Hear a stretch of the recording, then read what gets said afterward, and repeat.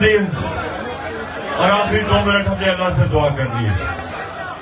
اچھا جی سنیں, سب سے پہلے تو کدھر سے لوگ ہیں؟ لاہور, سرگودا, فیصل آباد, دیر,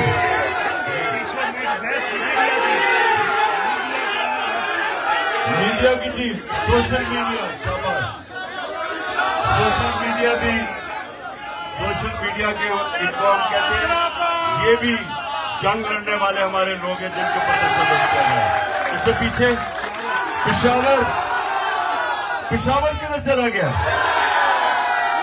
پشاور کے لوگ یہ ٹیئر گیسنگ سے تو نہیں ڈر گئے؟ اور مردان پیچھے, مردان آگے,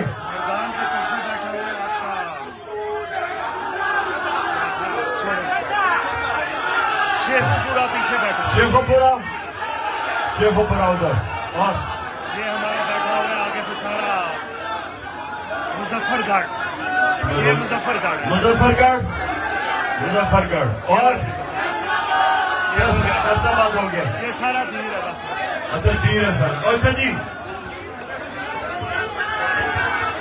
خاموشی,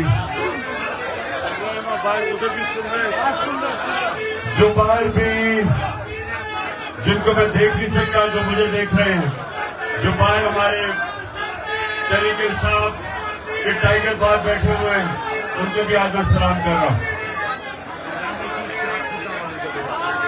400 کدھر ہے؟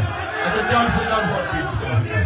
اچھا جی سنیں آپ, خاموشی, دیکھیں کوئی نعرے نہیں, ابھی نعرے نہیں, 10 منٹ رہ گئے ہیں. میرے پاکستانی اور کارکنوں سے میں میری بات ابھی نہیں. دیکھیں ہمارا ملک آج ادھر کھڑا, وہ 2 راستوں کے بیچ میں کھڑا ہو گیا. ایک بس آئے صاحب, سن لیا میں نے, سن لیا. ایک طرف تباہی کا راستہ, ایک طرف جنگل کا قانون اور تباہی کا راستہ, ایک طرف ظلم اور ناانصافی کا راستہ, ایک طرف وہ راستہ جدھر میرے نبی صلی اللہ علیہ وسلم نے آج سے تقریباً 1500 سال پہلے کہہ دیا تھا کہ جو قوم طاقتور مجرموں کو نہیں پکڑتی, طاقتور جرم کرنے والوں کو جیلوں میں نہیں ڈالتی, سزا نہیں دیتی, اور صرف کمزور چوروں کو پکڑتی ہے, وہ تباہ ہو جاتی ہے. جس قوم میں انصاف نہیں ہوتا اس کا کوئی مستقبل نہیں ہے. 1500 سال پہلے میرے نبی صلی اللہ علیہ وسلم نے کہا تھا کہ جو قوم جدھر ظلم ہوتا ہے اور ناانصافی ہوتی ہے, اور پھر سے میں کہتا ہوں, طاقتور کے لیے ایک قانون اور کمزور کے لیے دوسرا, اس کو ظلم کا نظام کہتے ہیں. طاقتور مجرم ایک معاشرے کو زیادہ نقصان پہنچاتا ہے. وہ یہاں سے پیسے چوری کر کے باہر بیچتا ہے, چوری کا نقصان, اور پھر جب منی لانڈرنگ کر کے پیسہ باہر بیچتا ہے ڈالر لے کے, دوسرا نقصان کرتا ہے. ڈالر کی کمی ہوتی ہے, روپیہ گرتا ہے. جب روپیہ گرتا ہے تو جو بھی چیز آپ باہر سے منگواتے ہیں, تیل, بجلی, گیس, کوئلہ, وہ سب مہنگی ہو جاتی ہے.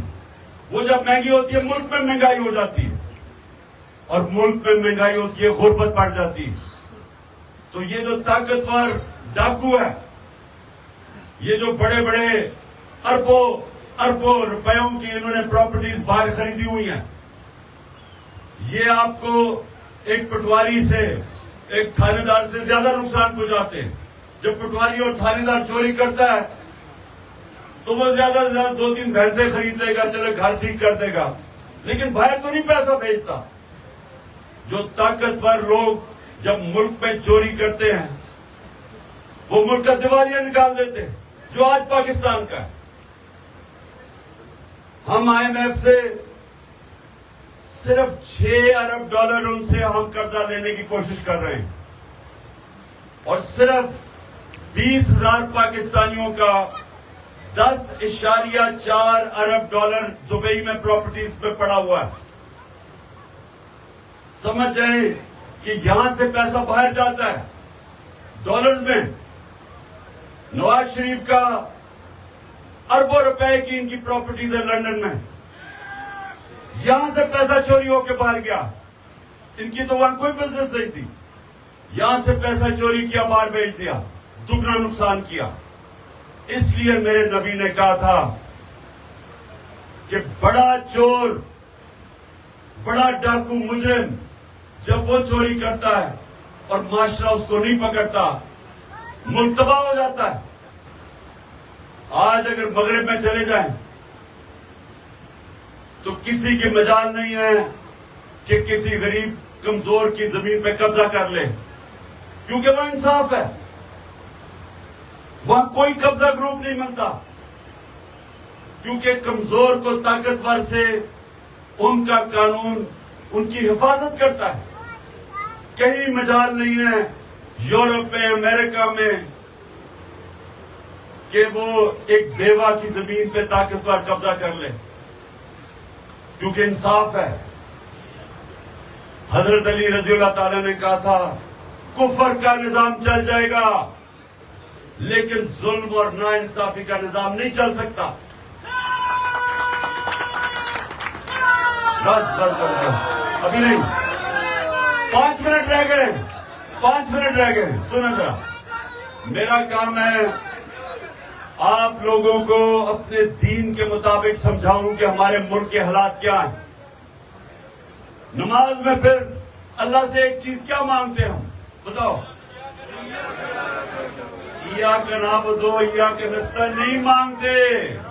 وہ ہم دعویٰ کرتے ہیں کہ اللہ تیری عبادت کرتے ہیں, تیرے سے مدد مانگتے ہیں. وہ ہم اپنی آزادی کا دعویٰ کرتے ہیں کہ اللہ ہم اپنی ایک انسان کو غیرت دیتا ہے, ایاک نعبد و ایاک نستعین, کہ اللہ ہم کسی انسان کے سامنے ہاتھ نہیں جھکاتے, ہم تیرے سے مانگتے ہیں اور تیری عبادت کرتے ہیں. لا الہ الا اللہ کا دوسرا مطلب ہے یہ. لیکن ہم مانگتے ایک چیز ہے, وہ کیا مانگتے ہیں؟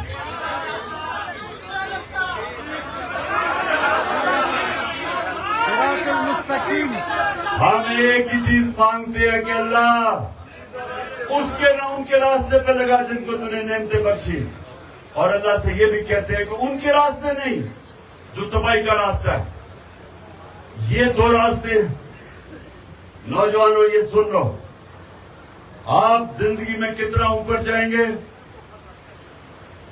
وہ صرف اور صرف ایک چیز پہ ڈپینڈ کرے گا کہ کیا آپ وہ اس راستے پہ ہیں, اور وہ راستہ ہے نبی صلی اللہ علیہ وسلم کا, کیونکہ وہ چلتے پھرتے قرآن تھے.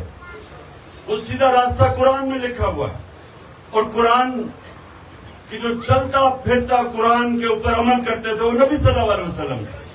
اس لیے اللہ میں حکم کرتا ہوں کہ زندگی سے سیکھو, شریعہ پہ چلو, ان کی سنت پہ چلو, کیونکہ وہ ہماری بہتری ہے.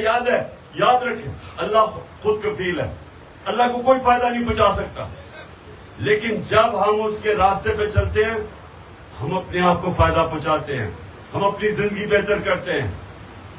ہم مشکلوں کا سامنا کرتے ہیں لیکن دلیری سے, کیونکہ ہم سمجھتے ہیں کہ جو بھی مشکل ہوگی, جس آدمی کو اللہ میں ایمان ہو وہ ساری مشکلوں کا مقابلہ کر سکتا.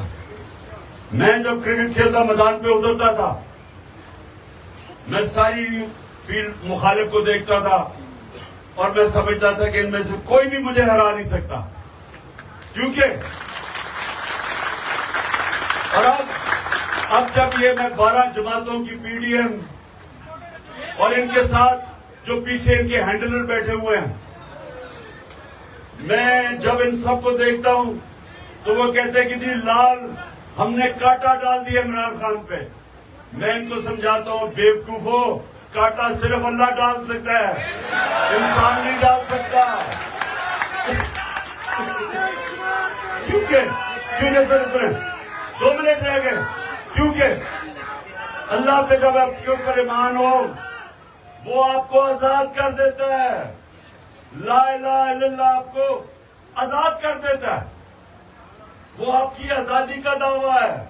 خوف سے، فرعونوں سے، ملک کے وقت کے یزیدوں سے آپ آزاد ہو جاتے ہیں. اس لیے میں آپ سب کو کہتا ہوں کہ کبھی نہ بھولیں کہ جو نعرے پہ یہ بنا تھا پاکستان کا مطلب کیا، اور پھر یہ بھی کہ ہم سب کا رشتہ کیا ہے، کہ ہم سب بس سن لو کھلنے لگا روزہ. سنو میری بات. لا الہ الا اللہ انسان کو آزاد کرتا ہے، انسان کو غیرت دیتا ہے. کیونکہ بے غیرت آدمی کبھی بڑے کام نہیں کر سکتا. غیرت، آپ کا دین آپ کو غیرت دیتا ہے. اور اس سے پیسے کا کوئی تعلق نہیں ہوتا، امیری غریبی کی. اصل میں تو امیر ہوتا ہی ہوا ہے جس میں غیرت ہو، جس کے ضمیر کی کوئی قیمت نہیں ہوتی، جس کو کوئی خرید نہیں سکتا، ڈرا نہیں سکتا. وہ غیرت مند آدمی ہوتا ہے جو کبھی کسی کے سامنے ہاتھ نہیں پھیلاتا، جو کبھی جھوٹ بولنے سے ڈرتا ہے کیونکہ اس کی غیرت چلی جائے گی، جو رشوت لیتے ہوئے ڈرتا ہے کیونکہ اسے خوف خدا ہے، اور اس کو ڈر ہوتا ہے کہ جب میں کسی سے غلط کام کروں گا میری غیرت کو نقصان پہنچے گا. یاد رکھیں، بڑا آدمی، بڑا انسان کبھی بے غیرت نہیں ہوتا. بڑا اللہ جب جس کو عزت دیتا ہے، بڑا مقام دیتا ہے، وہ ہمیشہ غیرت مند ہوتا ہے. اور جو قوم جو ہم نے پاکستان بنانا ہے، وہ جب ایک قوم دوسری قوموں سے بھیک مانگتی ہے وہ اپنی غیرت کھو بیٹھتی ہے. قومی غیرت جو نبی صلی اللہ علیہ وسلم نے مدینہ کی ریاست میں ان عربوں کو دیا تھا جن کی حیثیت نہیں تھی، ان کو دنیا کی امامت کروائی تھی. اللہ نے ان کو دنیا کی امامت کروائی تھی. 2 سپر پاورز ان کے سامنے گھٹنے ٹیک گئی تھی کیونکہ وہ لا الہ الا اللہ سمجھ بیٹھے تھے. بڑے انسان بن گئے تھے. انسان کو پر لگ گئے تھے. جو مولانا رومی کہتے ہیں کہ زمین پہ کیوں چونٹیوں کی طرح رینگ رہے ہو جب اللہ نے تمہیں پر دیے ہیں. ہم سب کو پر دیے ہیں، اور پر دینے کے لیے لا الہ الا اللہ آپ کو سمجھنا پڑے گا. غیرت مند انسان کو پر ہوتے ہیں جو کبھی کسی کے سامنے نہیں جھکتا، ہاتھ نہیں پھیلاتا، جھوٹ نہیں بولتا، کرپشن نہیں کرتا. اور آپ ہیں انشاءاللہ میری وہ ٹیم جو اس پاکستان کو حقیقی طور پہ آزاد کرے گی. پاکستان زندہ باد. دعا کر لے.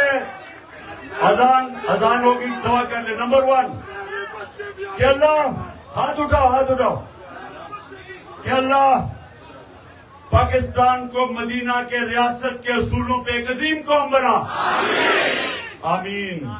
اللہ پاکستان میں ایک عدل اور انصاف کا نظام لے کے آ جو لوگوں کو آزاد کر دے.